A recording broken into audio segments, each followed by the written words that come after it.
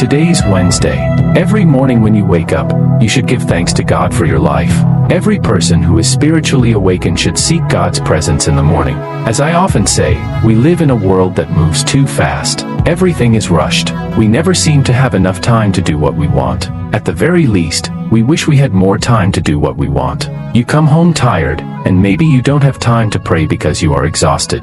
Time is pressing. You need to sleep because you have to wake up very early in the morning. And in the morning, some people, when they wake up, they barely have enough time to get ready before rushing to catch the bus. They leave in a hurry, walk quickly, and run to work to avoid being late. We do everything we can to make sure we are not late for our responsibilities in this world. But often, we do not give the same importance to the time we spend before God. For some people, it's only on their way to work that they take a moment to prepare for their day. They do it on the bus, in the car, on the subway, or while walking. But every Wednesday, we are reminded that we should prepare for our day before leaving the house. Some might say, but God hears me whether I'm at home or outside, on my way. And that is true. But there is a reason why we emphasize and insist that you should prepare your day before leaving your house. The devil knows he cannot stop you from praying. He knows he cannot prevent some people from praying. So what does he do? He makes you careless about the order in which you do things. For example, he makes you relativize everything, so you don't do things the right way. The devil will push you to treat prayer and the preparation of your day as something ordinary,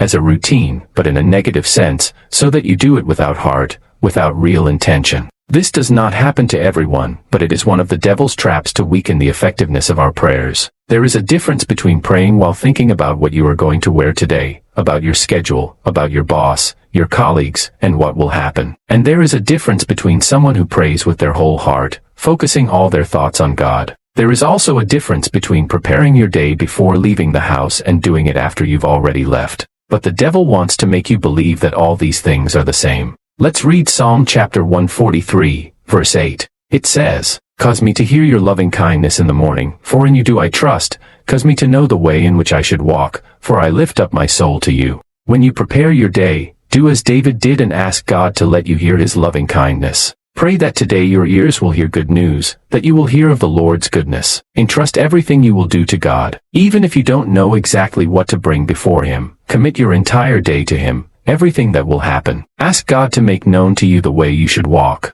Not because you don't know how to get to work, not because you don't know which route to take, but so that he will be your guide, so that you will be attentive to what he tells you along the way. You see, sometimes he will tell you to take a different route from the one you are used to taking. I don't know if you have ever noticed, but sometimes signs are placed in the street that say detour because further ahead, where you cannot see, road work is being done. Southwest they closed that section and put up a sign that says detour. When you ask God to make known to you the way you should go, there will be times when he tells you to take a detour because he knows that danger lies ahead. Sometimes it might even be the cancellation of an appointment you had already planned because he knows what will happen at that meeting. Or maybe he knows that you will be needed at home. Something urgent might happen that requires your presence. And so, he tells you to cancel the appointment, even if you don't understand why. You obey. That is the advantage of preparing your day. There are things in which God will guide us that will preserve our lives. This means that even if the devil tries to attack you, because you have prepared your day before leaving your house, the hand of the Lord will be upon you,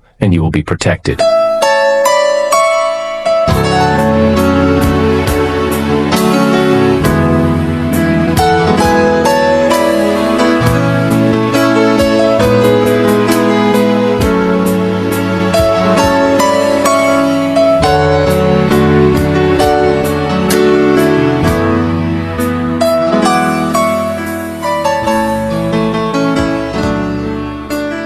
It's now time to continue our study of the second letter of Paul to the Thessalonians. We are still in the first chapter. Yesterday, we studied verse 4 and verse 5. These are two very important verses where Paul praises the church of the Thessalonians for persevering in the midst of persecution and tribulations. And this concerns us today. You who are listening to me, maybe you haven't been persecuted, you haven't been imprisoned, you haven't been beaten, but there are trials and problems you are facing because of your faith. If you believe in Jesus, there are consequences because of your belief in him, because the devil wants to test your faith. And if you know whom you have followed, if you have accepted Jesus as your Lord, then you say to yourself, no matter what I go through, I will not let go of Jesus. I have seen Christians who accept Jesus with joy, but when persecution begins, when problems arise, they abandon him.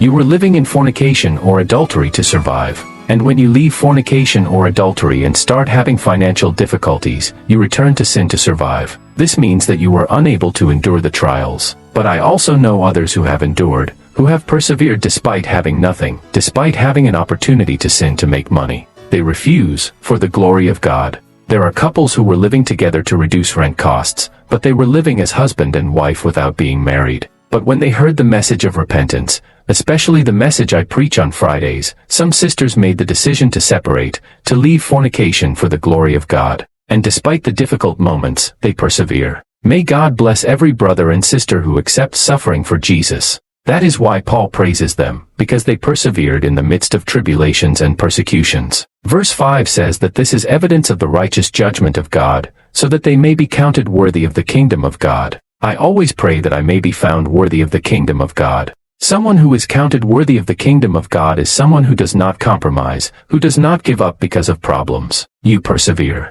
This morning, I want to comment on verse 6, 1 Thessalonians chapter 1, verse 6. There is something very important we must learn. Here, Paul says that it is righteous for God to repay with affliction those who afflict you. He is speaking to the Thessalonians, and he says, there are those who afflict you, those who harm you, who persecute you, who speak evil of you, who are unjust toward you, and he says that it is God who will bring affliction upon them. In other words, God will avenge them. He is saying that this is the justice of God, not human justice. It is not for you to repay evil with evil. Do not repay evil with evil. Let God take care of those who persecute you. Servants of God who are listening to me, there are certainly those who persecute you if you are walking in the truth. Every servant of God who stands in the truth will be persecuted. You who want to live in holiness and give glory to God, you will be persecuted in one way or another. There will certainly be people who will persecute you because of your faith, but do not take revenge. It is righteous for God to repay with affliction those who cause you to suffer.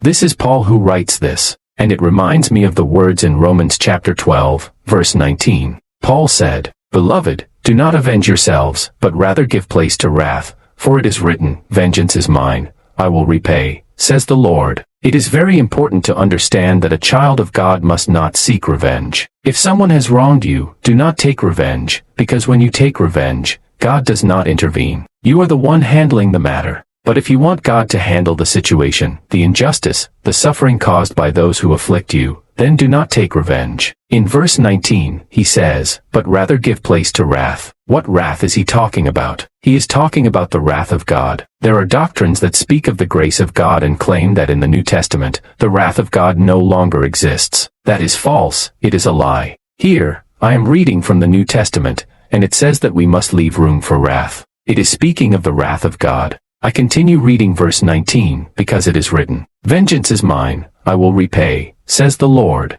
Here, Paul is recalling a verse from the Old Testament, but he brings it into the New Testament, and it remains valid in the New Testament, otherwise, he would not have written it to the Romans. He says, Vengeance is mine. Whose vengeance? God's vengeance. The Lord's vengeance. The vengeance of I am. He is the one who can avenge you. Do not take revenge, because if you do, he will not avenge you. If you want God to protect you and bring you justice, you must not take revenge. Give place to wrath. I am reading verse 19, I will repay. This is very important. Repay means that God knows how to make someone pay for what they have done. He is the one who judges. He is the one who knows how to give to each person according to their works. And for this to happen, you must not take revenge. Leave room for the wrath of God.